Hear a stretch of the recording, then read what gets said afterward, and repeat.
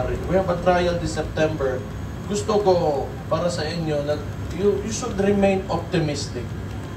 Kasi hindi pwede yung padrino natin nandoon, tapos tayo mahina dito. So we have to remain optimistic because for sure, to honor all the things that he did for this country is to pick ourselves up and do it harder than he did.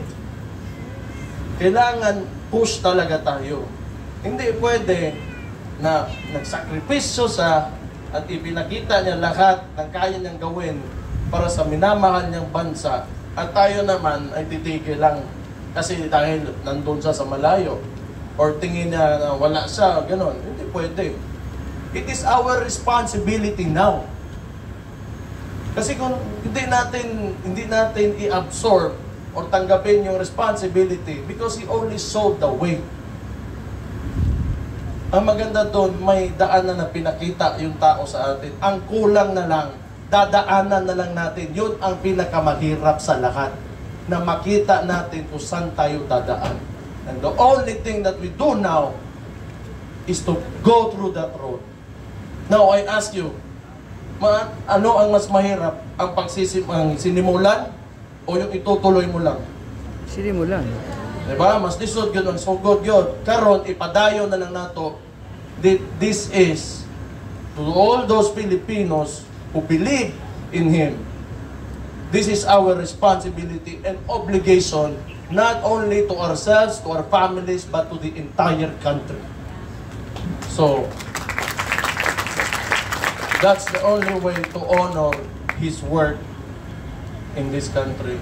And the kind of governance that he showed to all the Filipinos during his term as president. So, laban lang. 2 years na lang nga. 2 years. Tanawan ninyo, look, the midterm elections, they never won. They want to, give you the perception of that they're still standing, there, but wala na, they're crumbling. Every day, they're deteriorating.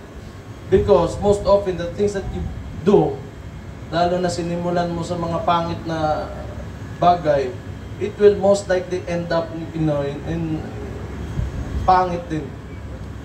So, ito si PRD, may sinimulan siyang magandang bagay. Something that we can, nurture and take care of and make it grow. Pwede natin pagandahin. Murag tanom ba? Mura na sa gliso nga gitanom ni mo. Mga kanang mangga sa inyong likod, kanang lubi. It's only a seed that he planted in all of us. Pwede na to nurture, take care of it, and someday it will grow into a tree and immortalize his legacy as president of this country.